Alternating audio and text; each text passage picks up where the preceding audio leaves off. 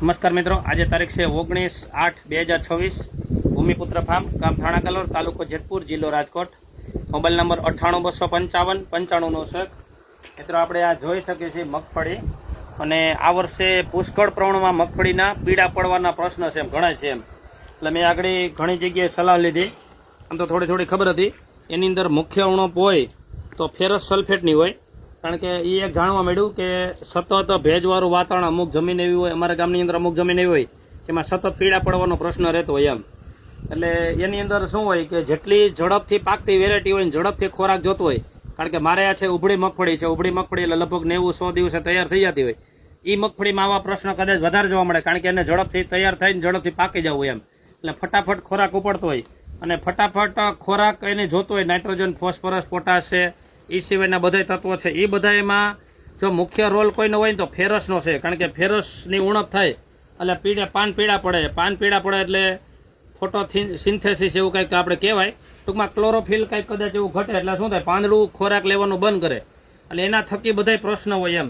એના માટે છે, આમ તો આ ક્યુરેટી કંપનીનું છે, બાકી તો ફેરસ સલ્ફેટ છે આની અંદર એમ।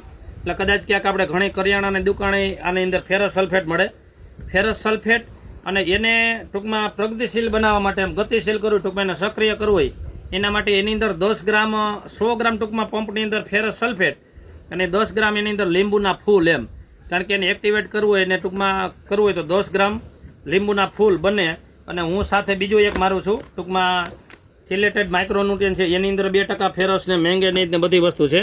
2% ફેરસ છે, મેંગેનીઝ છે 0.5%, ઝીંક છે 4%, કોપર 0.3% છે, ને બોરોન 0.5% છે। આ ગુજરાત ગ્રેડ X છે, એ ટૂંકમાં મારું છો એટલે ઝડપથી લાગી જાય, આનું રિઝલ્ટ આપણે જોશું।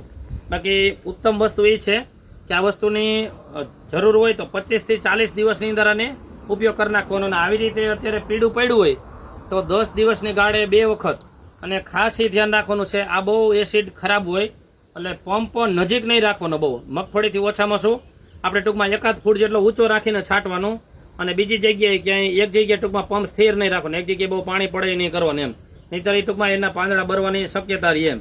એટલે આનું મિત્રો આજે આપણે છાંટી છે, આ મગફળી છે, બહુ એટલો બધો વાંધો નથી, આની પહેલાં આપણે ફેરસ હતો છાંટી દીધું, પણ ફેરસના ઉપયોગ માટે ખાસ કરીને લીંબુના ફૂલ એટલે કે નાઇટ્રિક એસિડ આવે એની સાઇટ્રિક એસિડનો આપણે ઉપયોગ નહોતો કર્યો, એટલે કદાચ એનું રિઝલ્ટ ઓછું દેખાય। બાકી ફેરસનો સાચો ઉપયોગ કરવા માટે ભેગું આપણી ભાષામાં જોઈએ તો લીંબુના ફૂલની જરૂર પડતી એમ।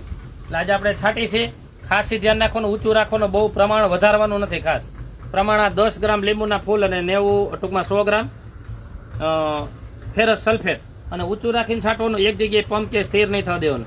એટલે ખાસ કરીને જે વહેલી પાકતી જાય હોય, ઝડપથી એમાં માલ કરવો હોય એની અંદર વધારે જરૂર પડતી એમ। એટલે મિત્રો આની અંદર તમારા કાંઈ અનુભવ હોય કહેજો, બાકી અમારા અનુભવો છે પાછા શેર કરશું। નમસ્કાર।